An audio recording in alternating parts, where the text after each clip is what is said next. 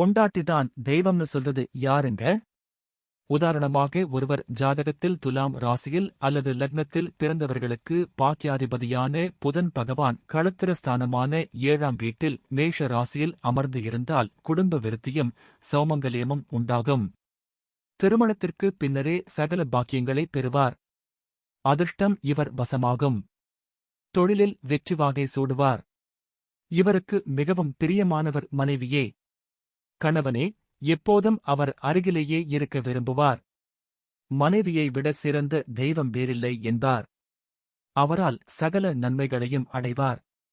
தாம்பத்தியத்தில் நிறைவான மகிழ்ச்சி கிடைக்கும். சுகமாக தூங்குவார். மெழுகில் தங்கப் பொடிகள் உருத்தெரியாமல் மறைவது போல் வருகின்ற வருமானம் செலவில் ஒளிந்திருக்கும். ஒரு முக்கிய கட்டத்தில் அவசியமான தேவைகளுக்கு கூட பணம் இல்லாமற் போய்விடும். இதனால் குடும்பத்தில் வீண் பேச்சு, கோபம், சண்டை முதலியன வரும். பின்னர் மனம் தெளியும்.